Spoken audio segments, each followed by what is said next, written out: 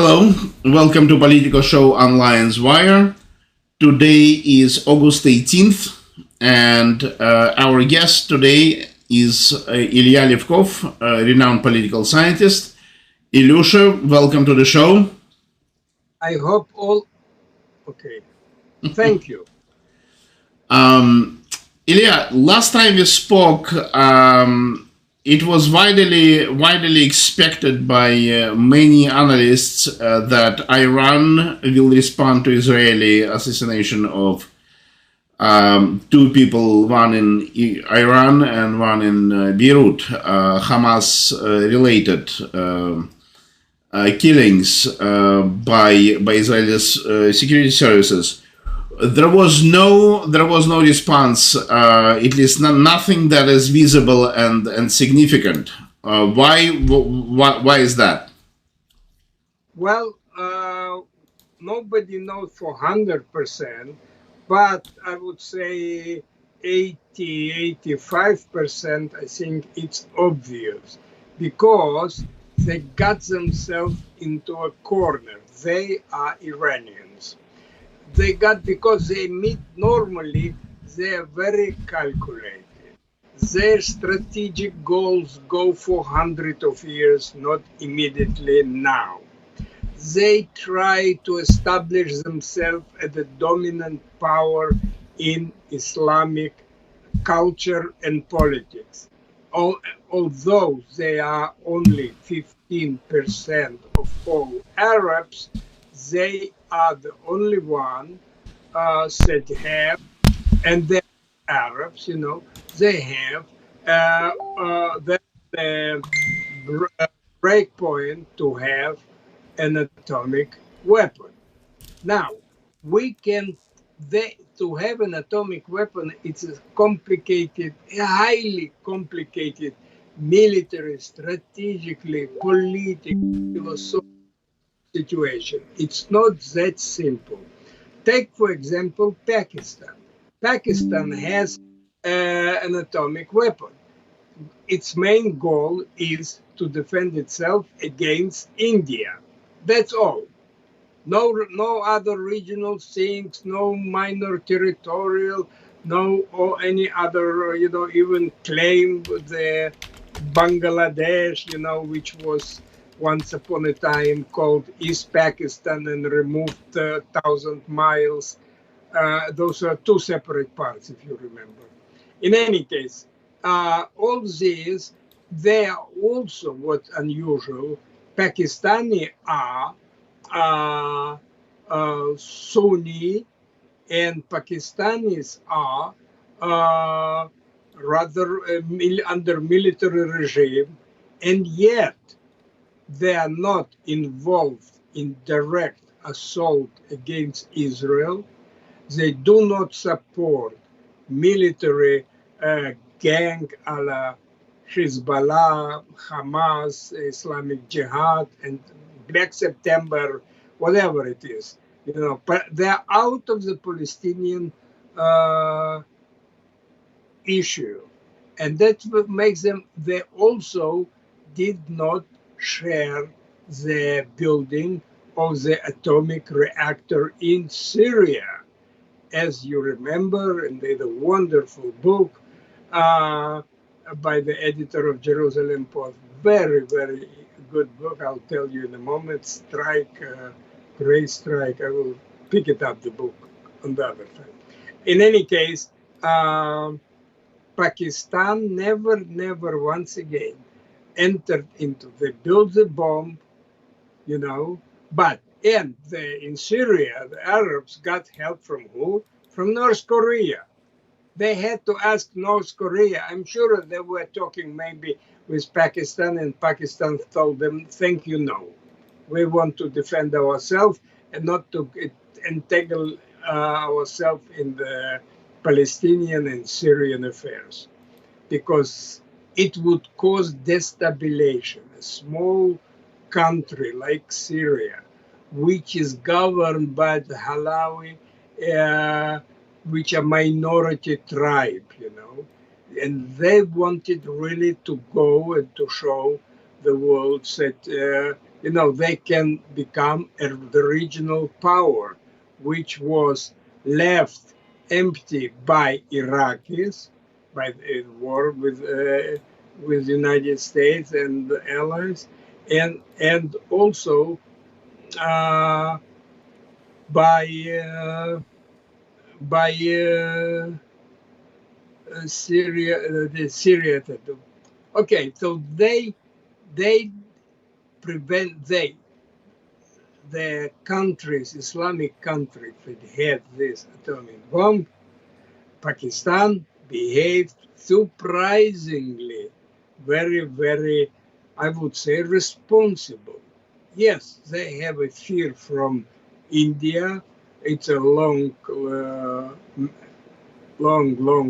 struggle between those two countries. Territorial, you see. It's not religious, it's a territorial. And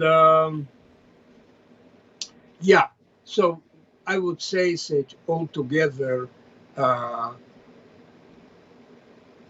Iran understood that it's not that simple, that that coalition that acted in April against their 300 missiles is still intact. And therefore, they didn't want to test. Yes, they want vengeance and revenge against Israel for their daring operations. But on the other hand, they're forgetting that Israelis practically in 78 were going to give the Shah the most modern rockets Israel had at that time. And by the fluke of luck, it didn't happen. Shah had to escape. The Revolutionary Guard and all that took control over Iran, and they're still controlling this country. So they are in a shaky situation. Hmm. And as I said, they can postpone, even the response when they will find, let's say, something happen. Let's say theoretically, the Democrat Kamala Harris will win, and she's on the side of the Islamists. In general, they are ready to, in a way, uh, cooperate with Islamists. As a matter of fact, later on I will get you the name of this Islamist fellow who promised Biden 2 million votes. You hear me? In the United States, 2 million votes and additional support, financial. So I don't I don't think that Iran is ready to jump and confront the Western power and Israel, or vice versa, Israel and Western power, because even without touching the nuclear industry and possible, Israel can simply set on fire the Iranian oil industry and thereafter deal with the nuclear issue. So they understand. They're not in the saddle. They're between two horses and they were not sure what to do. Let this kind of a threat and expectation linger above everybody else, and having this approach to a multi-year plan for strategic advancement, they can wait. They can wait months, they can wait years, and maybe tens of years if it is not. You understand? If it's not threaten them, because they will be unable to sustain the response and they will lose their credibility and the regime will be toppled. Hmm. Okay. This is my position. You caught me unprepared. I hope I was cogent and clear. Yeah, no, that's Let good. Thank you. Let us, it's okay, I know, I remember, let's say, I remember, whatever I remember, it's sufficient to me to thinkly, cogently to analyze. I don't need all the bank of memories and datas and numbers and all that stuff.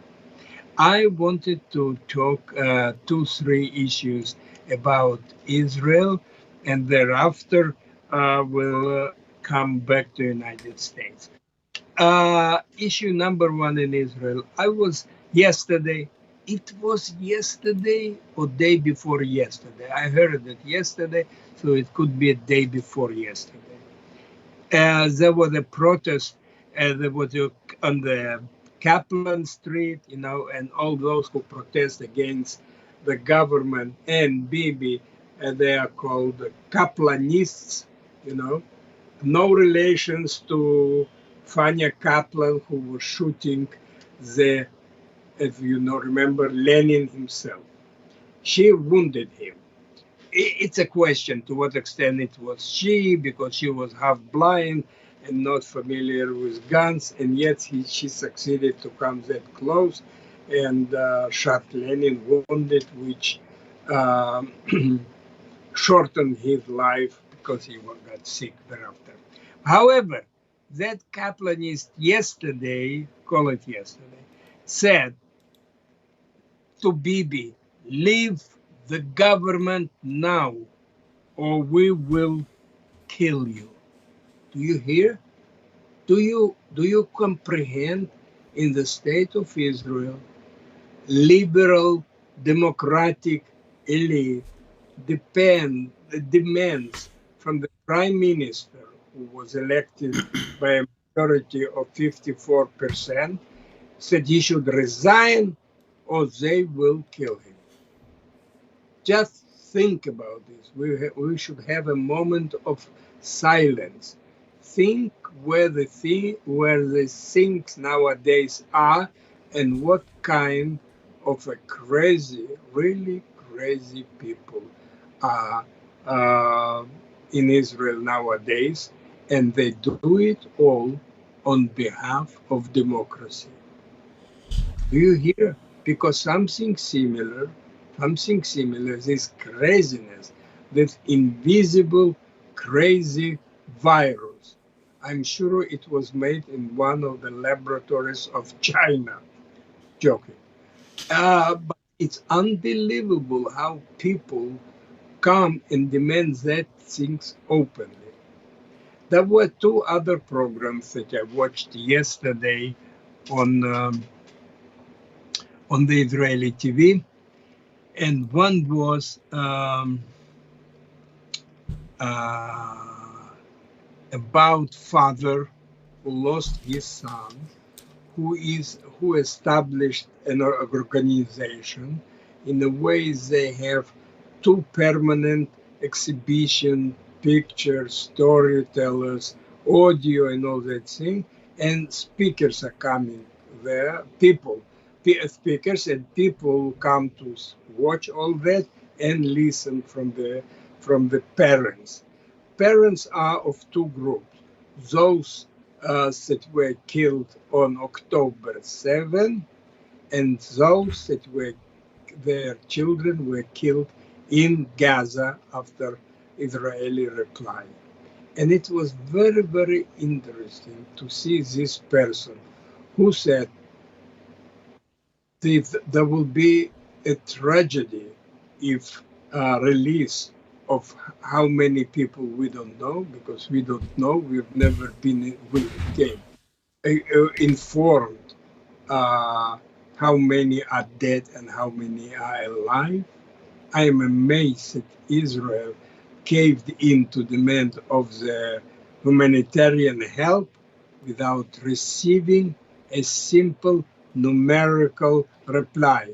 We have so many hostages, half of them are dead, half of them are alive. You see, just to have a minimal. So why should Israel care about humanitarian assistance when Hamas insists that on condition of the deal, so-called, and also on the minimum bare information. How many do they have as hostages alive, and how many are dead? It was interesting. He said, under no circumstances Israel should negate its strategic value of the deal, and should not cave to a dictate of by Hamas, which the first time in human history assaulted in the most barbaric way the state of Israel, and then dictate the terms of what they would like to have. Stop the war, Israel goes back to Israel, and do not and Hamas will continue to control Gaza. It's now. Can you imagine? Do you remember the signing ceremony on May 8th between the Allies and the Nazi Germany? Do you remember that on the ship Missouri, I believe, in Tokyo, where there was a signed a peace treaty between the Allied and the United States with Japan? The Allied caved in on one point. You remember which point they gave in? No, not quite. Okay, they Remind gave me. in on the point that the Kaiser, the chief, the king of Japan, will continue in his function, because this was the spiritual, political, cultural spine of the Japanese society. And they convinced the Americans that let him be there. Otherwise it will be enormous turmoil. The rest of it, the Allies went ahead, including writing a constitution for Japan, including that humanitarian elements were written by American Jewish women, and where she demanded there that Japan will introduce some equality between men and women. Interesting, isn't it? Yeah. So, yesterday I was looking at an interesting person who was telling about his life. He was a very difficult kid at school, at the high school he didn't finish. He joined the army, but his grandfather was in the Mossad, his father in the army, and he fell in the army like a fish in water. Everything went. He became an expert. I think he was one of the young generals he reached, and he did finish his army, served in the army, and for 32 years continued to volunteer. He would always come to Israel from abroad. He lives abroad. He didn't mention which country. And he would always, each war, he would come and volunteer, leaving his business here. His business, he became an expert on terror or war against terror, and he teaches and trains in various countries, including in an Arab, he didn't say plural or not. He said, but including an Arab country. That is, he is the advisor how to sustain and control terrorist movement, attack, organization. And this person is emotionally and psychologically an invalid. He understands it. And it was his confession. And it was the first time I heard a military man who is completely opens his soul and his situation and how was it. And it was what he became. He would come from army reserves, and he would become a wild animal in the family. He didn't treat his three children politely. He didn't treat his wife. He was kind of strong. But when he would go back to the army, he would become a peaceful, rational, and admired person, you know. So here we have this kind of people, many of them. They're not, he's not a single one, you know. They got this kind, he has a conflict, difficult background. But in addition to this, he remained rough to his family until his children told him, listen, Dad, or you live with us normal life, or you leave us alone, you know. And this was a big shock for him. He described his inner feelings, and that he always was interesting. He was wounded many times. He is wounded at I think he is an invalid of 51% or 52%. And he was wounded many times by bullets, of course, you know. All parts of his body, besides the brain and the head. And it was for the first time you heard a person who absolutely candidly reveals his soul. You know, the Israeli military is not known for such things. You know, I don't know if they even the issue of the soul is part of it. Although, as you know, all the officers that are due officers which are sworn in Israel, they're being sworn on Metzada, you know, the mountain near the next to the Dead Sea, and also they received uh, their ranks and the Bible. That is, in order to have a military and a moral code. And there is a moral code in the army.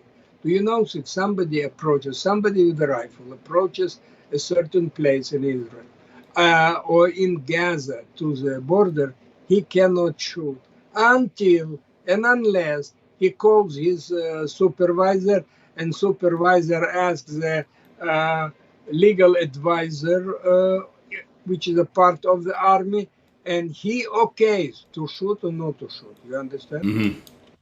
That is unbelievable. So this is polarization.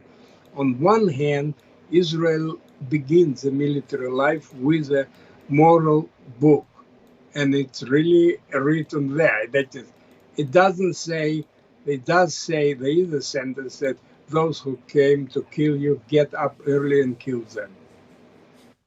You know, that is allowed. They've also in Israel, in Israeli Jewish culture, and the Bible, it's a Bible actually, but the issue of the just war and unjust war, and what kind of regulation. This is not to convert you to Judaism, Sasha, but it's an interesting issue. And at the same time, this what happened in the IDF, Israeli Defense Forces. They became very much establishment, very much that that if the concept was the best defense is offense, nowadays in Israel, concept unspoken and unwritten, but is a core. The best defense is defense. And this is clashes situation, because the war in Israel is existential. Israel can win 99 wars, but if he loses one, this is the end of the There will be no Israel.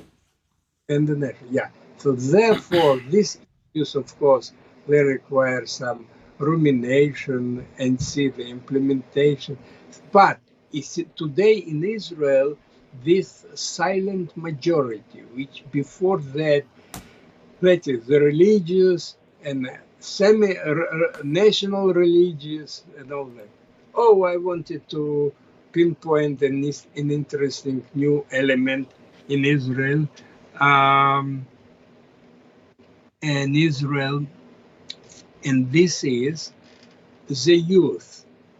As, I don't know if you and our viewers and listeners saw this Israeli TV show some 4 or 5 years ago, Shtisel, and it's a life of the ultra-Orthodox.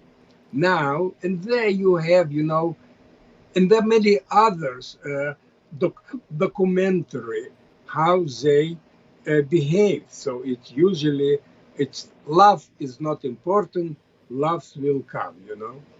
It's almost the opposite. Remember the Yeah. kindergarten song? First come love, then come marriage, then comes a baby in a baby carriage.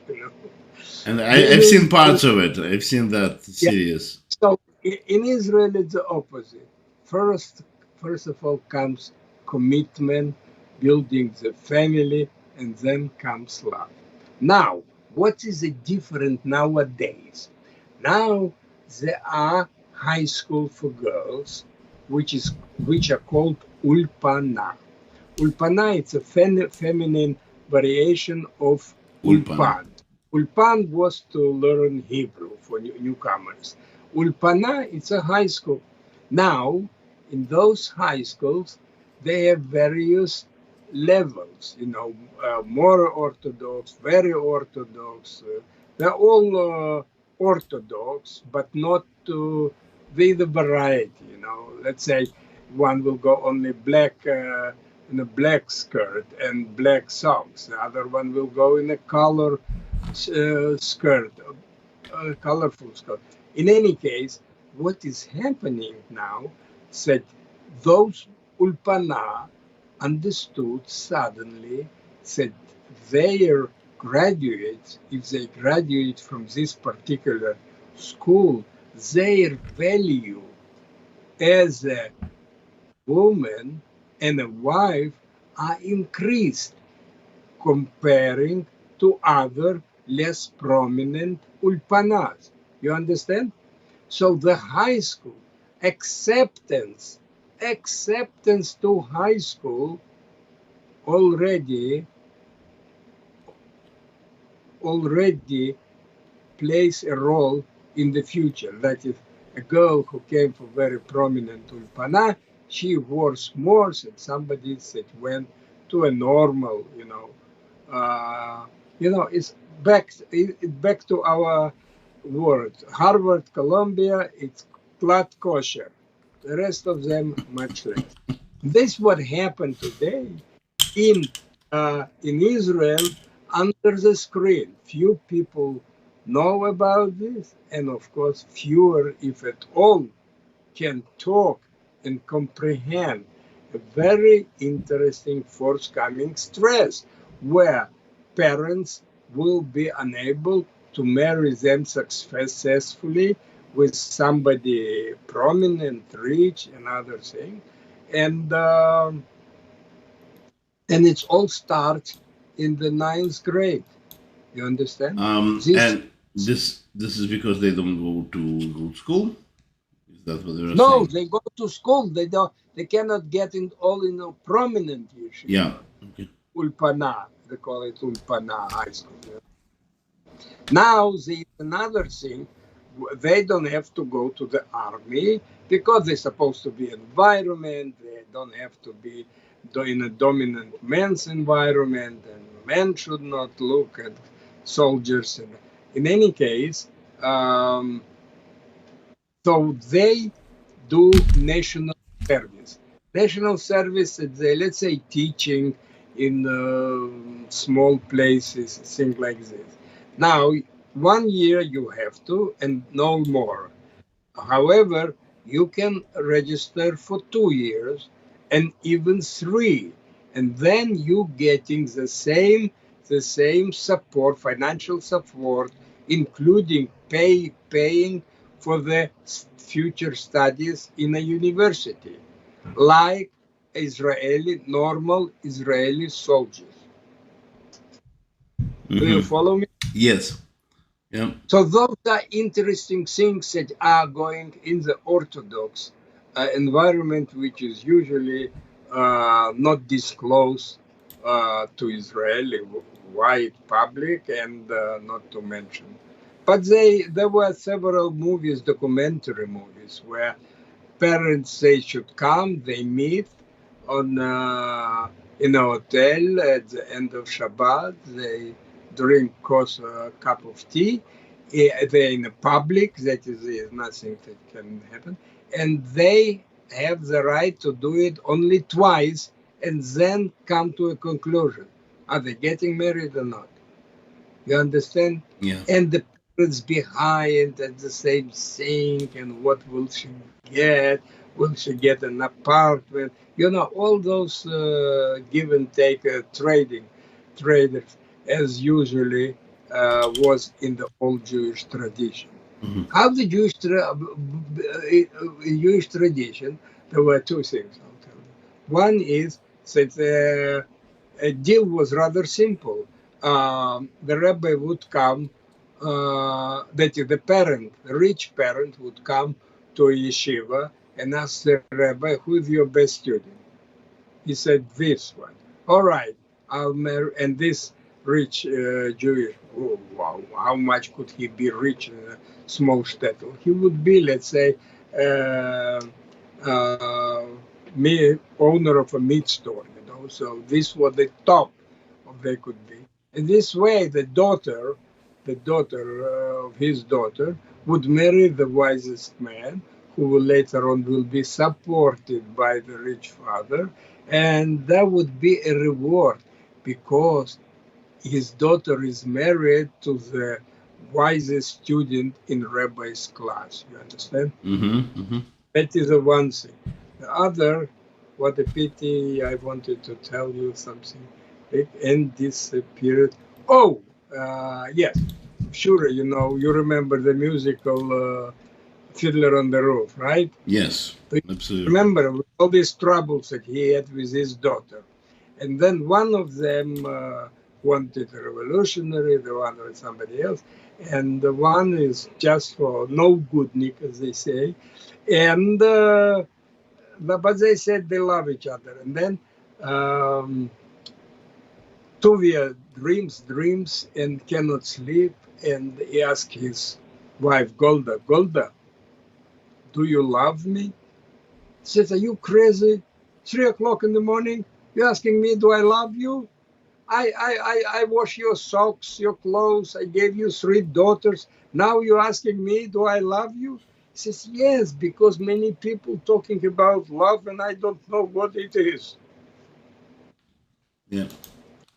Yeah, those were the days, my friend. So, this what about Israel? I think there is another thing.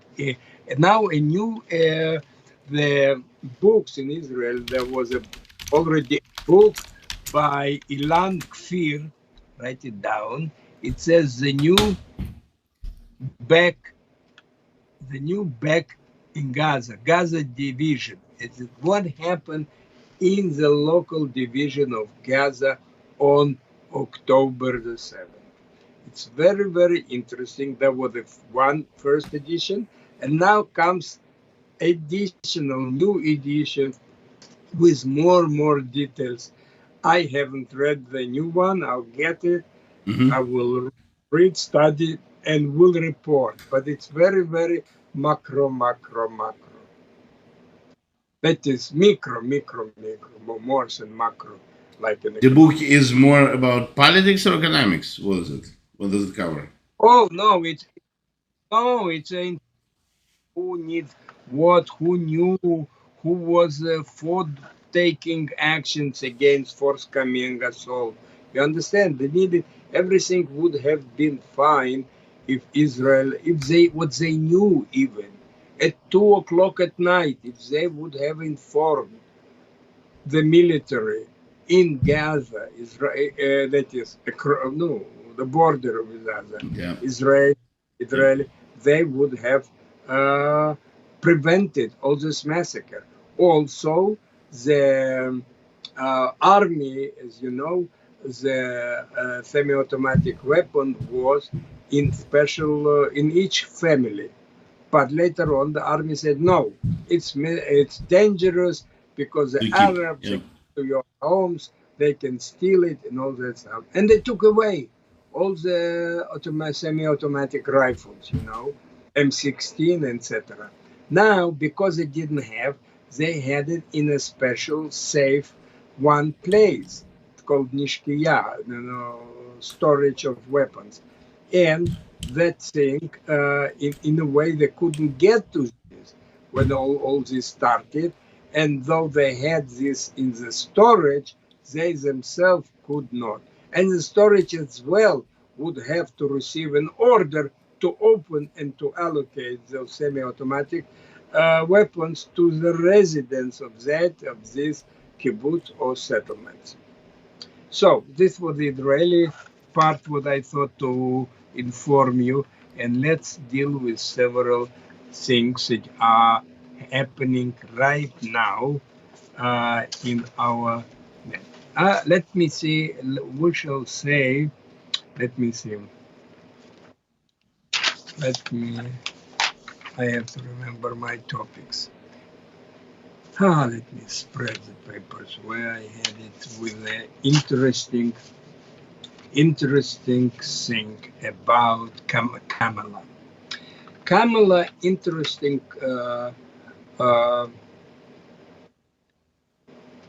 compare the statistics. At this point, August 18, yes, the situation of Hillary Clinton was on 5.7% more popular than Kamala today. Biden in 2020 was 6.6 above the present popularity of Kamala. You understand? Those are numbers simply that gives you some comparison where this campaign is flowing. The other two numbers, and that's all, I don't like to give too many numbers, and this is on two central issues, Trump is ahead of Kamala. The first one is economy. He's 8 points ahead of Kamala. And the other one is illegal immigration, which is Trump 13 points ahead of Kamala. Now, keep in mind the following thing. National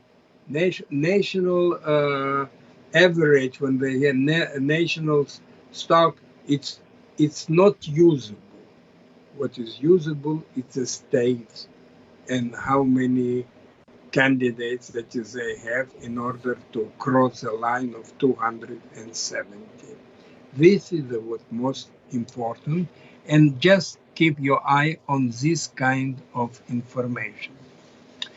Now, the next thing is we are coming to that convention in Chicago. I've been already in the United States almost for a year. I completed my master's degrees at Brandeis. And so I was following how it was. There's other interesting comparison. Once again, I don't want to go into too much nitty-gritty. Something similar happened in 68 as happened to this year. I.e., the President Johnson said, I had enough with you. I cannot control all those action in Vietnam. Minister of Defense McNamara was so, not 100% on the side to continue. He became the Minister of Defense. You might know he was an engineer and smart cookie in Detroit in the car industries, and this way he was very good with numbers, statistics, and all that. This is why he put his pince-nez on his nose and went to Pentagon. Now, at this point, the army was also not clear what do they want to do. So, and then, so he left, and there was a vacancy, and this was somewhere in April. In April, said, "I'm not running," and then suddenly had tried to do it, and it was they selected Hubert Humphrey. Hubert Humphrey, just for the name of the check, he was from not what's not Indianapolis. What is it? State from the Waltz is. No, next to Illinois, north of Illinois. Well, the vice president, Oi. Josh Wolf. Oh, Waltz. Okay. Wolf. No, I just forgot the name of the state. But it's the same state from which was also Hubert Humphrey. So, historically speaking, Nebraska. Not Nebraska. I'm so ashamed. Minnesota, pardon. Yeah. Minnesota. Minnesota. He was 41st governor of Minnesota. Okay. So it's Minnesota. Yeah, I've been there. How could I forget it? As a matter of fact, to tell you the truth, I was there in 2000 with a special delegation of VIPs from Russia. Wow. But it's a separate story. I met there Jesse Ventura. You remember who was Jesse Ventura? He was kind of a folk hero. He was a macho. He was a wrestler. He was a politician. He was elected to be a mayor of a small city. I think I told you. Yeah. And what was the name of that city? Brooklyn. There is a city of Brooklyn.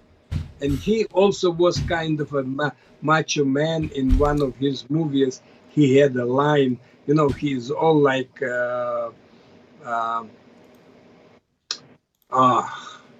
another similar hero escaped me. The boxer, remember, from Pennsylvania.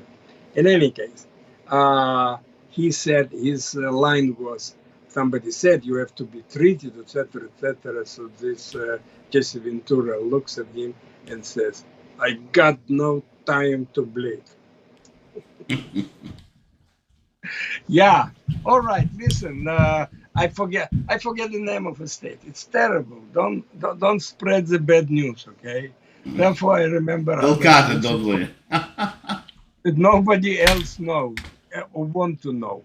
So, let me tell you an interesting story about Nixon. Why do I have to tell? No, let's first with the 1968, the Convention of Democratic Convention. Okay. There were strikes. There were Students for Democratic Society. There were Black Panthers, Gray Panthers, all the mixture of various political splinters. And the leader of that organization was no other person as Abby Hoffman. Now, Abby Hoffman became even more central when there was a trial over what did they do. And the trial was run by a judge.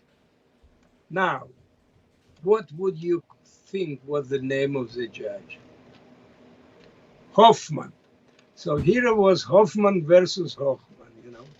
Both Jews, both this, and then there was mistrial, there was a small thing came out, but there was a lot of havoc. But the main havoc took place in 1970 when the leader, Abby Hoffman, wrote a guide. And the guide was a book. And it had different covers at the same time.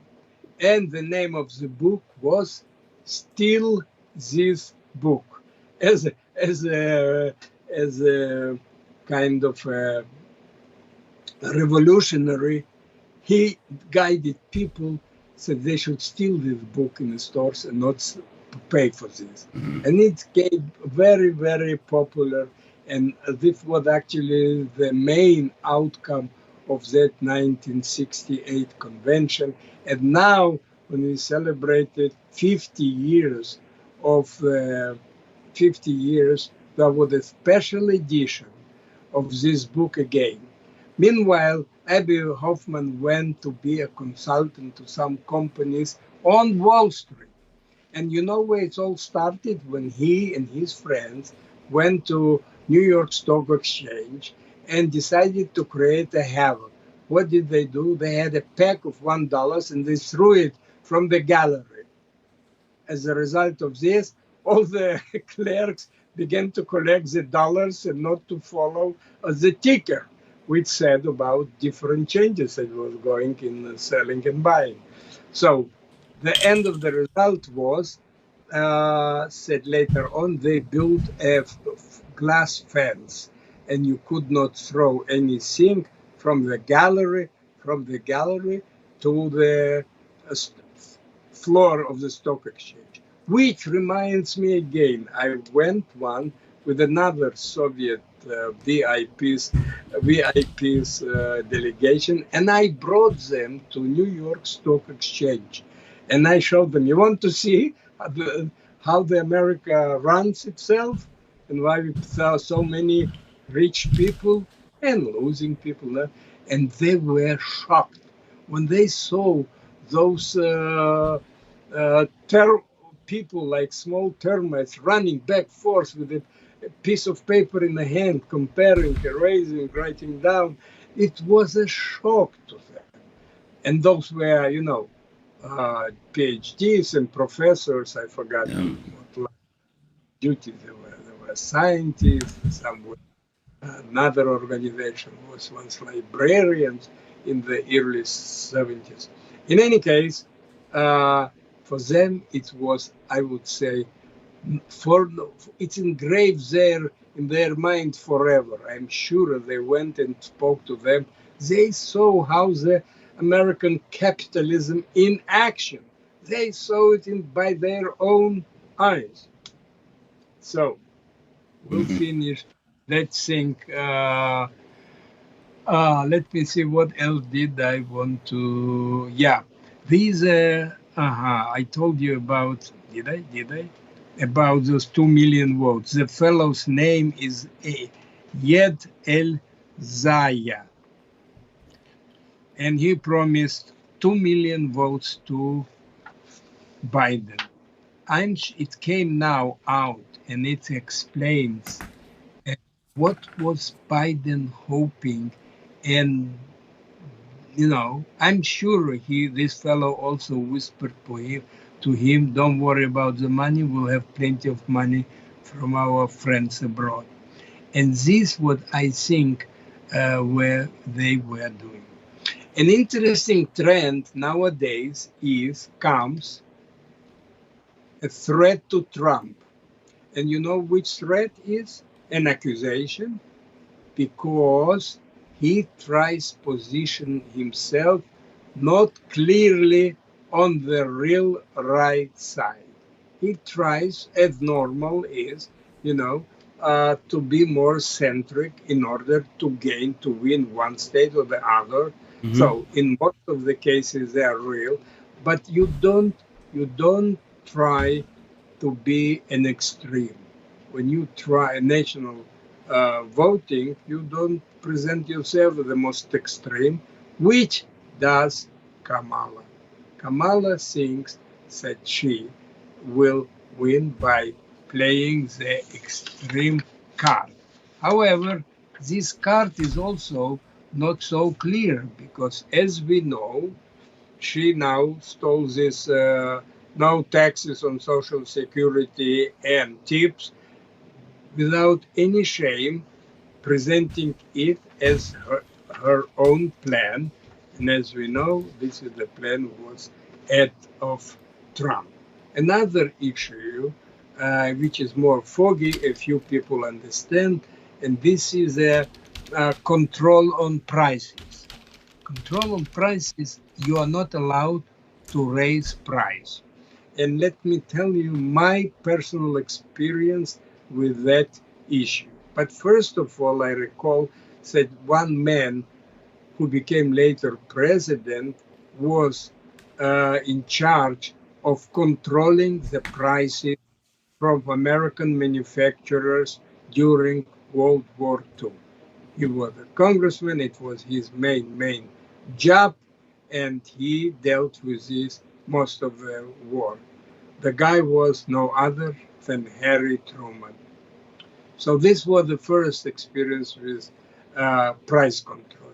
The next price control was in 1970, 71, when Nixon introduced price control. I don't want to give you a lecture in economics. How much? I'll give you the trivial part with which I had a weekly contact. I.e., we had in our buildings that belong to Columbia University, Claremont Avenue, those of you who know, it begins at 116th Street. It's a short street between 116th Street and 122nd. Claremont Avenue, it's across from International House, student dormitory. And there we had washing machines. Now, they raised, so what happened? This rate was raised instead of a quarter, it was 30 cents. But now, Nixon introduced this idea nationwide on everything. So what would happen? We would go and throw those 30 cents now per wash, and the superintendent would pay us 5 cents back. Do you comprehend? You comprehend what kind of nonsense it is? But, you know, Nixon had many interesting ideas about, especially about employing black people. And you know who was in charge? A young fellow, nobody knew his name. It's no other than, and it was his first job in the government, it was no other than Dick Cheney, who was vice president and before that twice secretary of defense. Those were the days. Once again, I can add only and only. Now, I think, one more thing I advise you: writing down the name of the book, since we touched Nixon. Yeah. Nixon was pulled back into politics by a jazzman, a loyal Democrat, a very, very joyful and funny guy. And he was a world famous jazzist and all that. His name is Leonard Garment. Write it down. Leonard Garment, the book called Crazy Written. Crazy Written. And it's the most beautiful book I ever read on politics in such a perfect, clear, and creative language. He was in Brooklyn. Once upon a time, I knew him just briefly, and I actually wanted him to come and create a political life among the Russian fresh emigres. It was in the 70s. But I didn't do it. I have so many crazy ideas that worse, it would be very, very interesting. And he, the man who is from the opposite party, got Nixon back into politics because he came that after that speech, Checker speech, remember that thing? Checker speech, he received the present of admirer, a dog, small dog with long hair, long ears, and he said, my wife doesn't have a mink coat, and I have nothing, and the only values that I have, it's a presence that I received from anonymous admirer. This is the checker doggy. And this was, and I resigned from the guy when he failed that in 1960 against John Kennedy. He said he actually suspected that there was a foul play in Chicago, and there, dead people are most active voters. And the popular saying is in Chicago, you have to start voting early in the morning, and to vote as many times as possible. So back to this, to Nixon, who was actually, he didn't like society. He was like a mm, ah, person who really closed in himself. And he went into politics. Politics he loved very, very much. So here was a person who is most kind of a cold. He will not embrace babies or talk, think like of that type. He was a person of ideas, a person also who had a kind of emotional conflict because he was from the poor family and he went to college, simple college, and later on some law school in California, nothing fancy, and he always suffered, said he is not a part of the Eastern elite.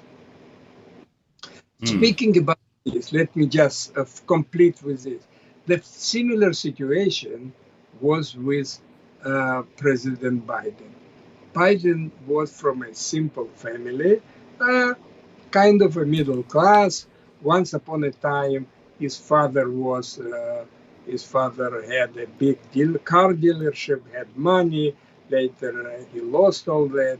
After it, they lived not bad, but still. But Biden had problems. He has a problem in stuttering, and he also had a problem in reading. Okay. Once was a case where a teacher asked him to read a text, and he read the text. He said, this gentleman had to read it, but he read it, this gentleman, because he had, the problem with his confusing letters and not understand. He broke the word. In any case, this was traumatic experience. He came home, told it to his mother. Mother went to school and said to the teacher, one more time you will shame my boy in front of the class, you will have to deal with me. So, but Biden remembered and felt all this. He remembered that he was never super class.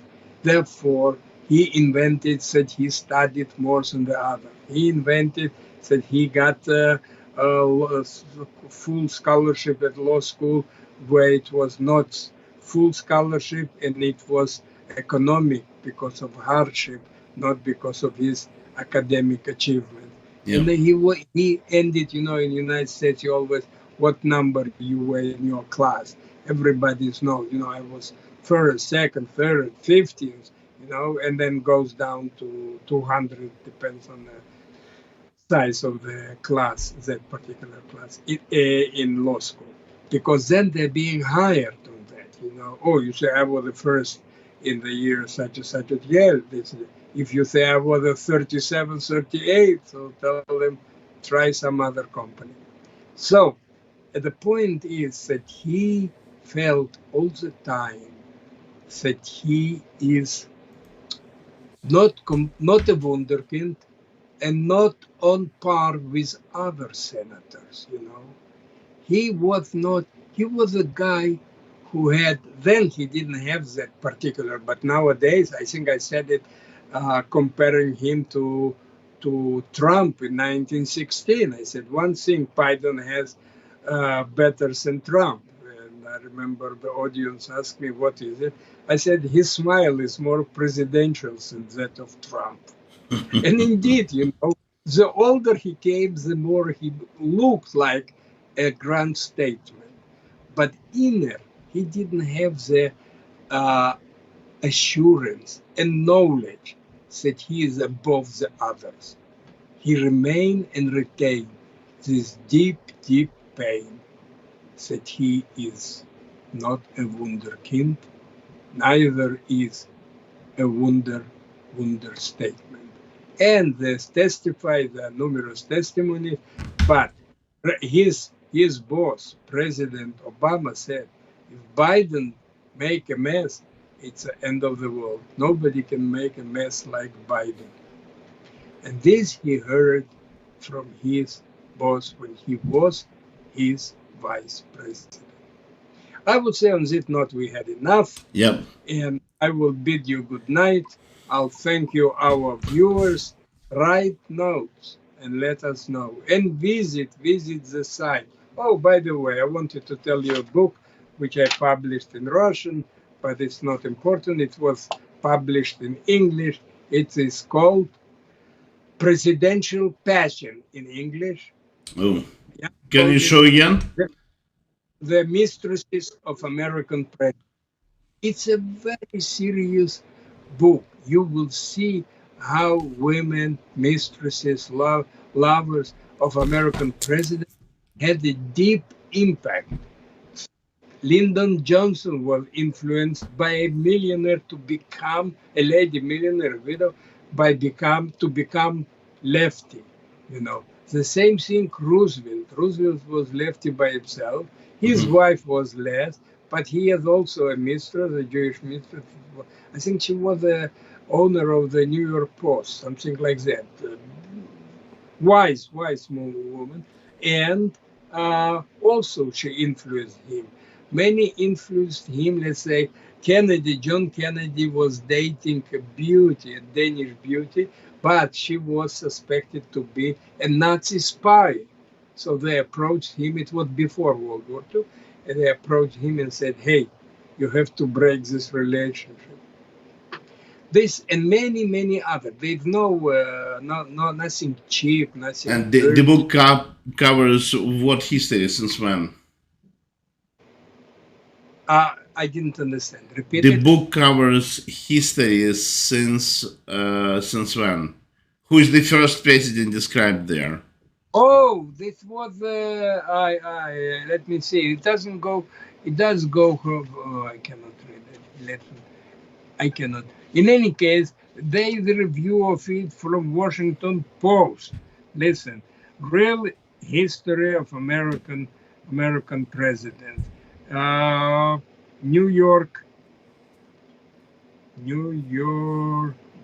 I don't know.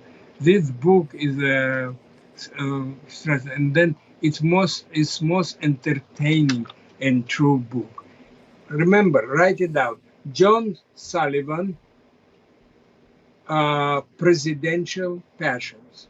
The book is in English, and those who want to read it in Russian, get to my site. Very simple, liberty1984.com. Koltov, I think. Koltov. Thank you very much, Ilya. Bye-bye. Bye-bye.